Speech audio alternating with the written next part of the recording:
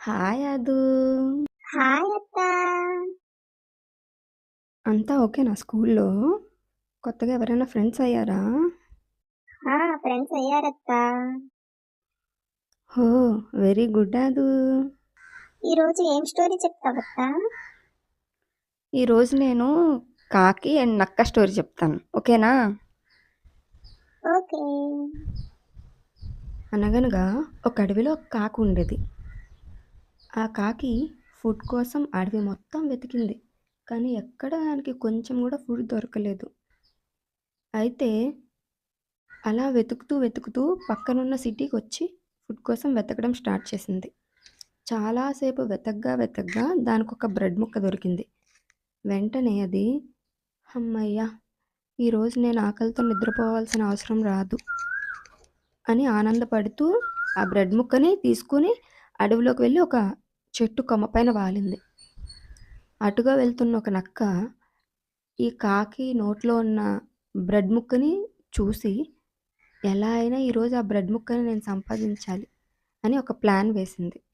ఆ గుంట నక్క కాకి దగ్గరికి వెళ్ళి, కాకిగారు, అడవిలో అందరూ మీ గురించే మాట్లాడుకుంటున్నారు.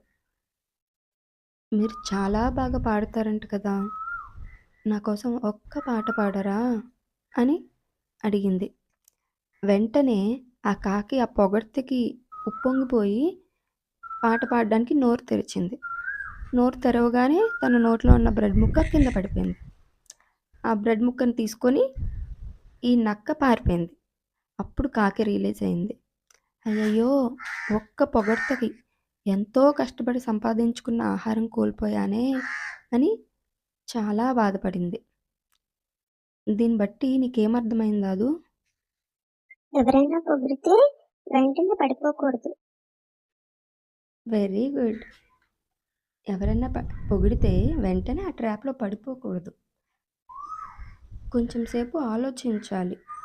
నాకు ఒక డౌట్ అత్త.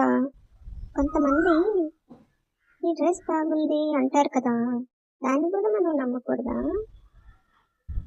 వెరీ గుడ్ క్వశ్చన్ బేటా. నీ డ్రెస్ బాగుంది అని చెప్పడం మేబీ కాంప్లిమెంట్ అయి ఉండొచ్చు. కాంప్లిమెంట్కి అవసరానికి మించి పొగిడేదానికి అంటే ఫ్లాటరీకి చాలా డిఫరెన్స్ ఉంటుంది. కాంప్లిమెంట్ ఇచ్చేవాళ్ళు నీ నుంచి ఏదో లాభం చేకూర్చుకోవాలని కాంప్లిమెంట్ ఇవ్వరు. జస్ట్ హానెస్ట్గా, జెన్యూన్గా వాళ్ళ మనసులో ఉన్నది బయట పెడతారు. కాంప్లిమెంట్లో హిడెన్ ఎజెండా అనేది ఉండదు. కానీ ఫ్లాటరీలో అలా కాదు. నిన్ను అవసరానికి మించి పొగడడంలో ఒక హిడెన్ ఎజెండా ఉండి ఉంటుంది. ఆ హిడెన్ ఎజెండాని ఫుల్ఫిల్ చేసుకోవడానికి ఫస్ట్ ఒక ఫేక్ కాన్వర్జేషన్ని స్టార్ట్ చేస్తారు. ఈ ఫేక్ కాన్వర్జేషన్ని బిల్డ్ చేయడంలో ఒక భాగమే అవసరానికి మించి పొగడడం. ఫ్లాటరీలో హిడెన్ ఎజెండా మాత్రమే ఉంటుంది. జెన్యూన్గా ఉండరు వాళ్ళు. అంటే జెన్యూన్గా అండ్ హానెస్ట్గా చెప్పిన మాటలు కావవి. సో కాంప్లిమెంట్కి ఫ్లాటరీకి డిఫరెన్స్ తెలుసుకుని ఫ్లాటరీకి ఎంత దూరంగా ఉంటే అంత మంచిది, ఓకేనా? ఓకే అత్త. విన్నారు కదా అందరూ, పొగడ్తూ అంత ఈజీగా పడిపోకండి. ఈ వీడియోని లైక్ చేయండి, మీ ఫ్రెండ్స్కి షేర్ చేయండి, అండ్ ఈ ఛానల్ని సబ్స్క్రైబ్ చేసుకోండి. బాయ్.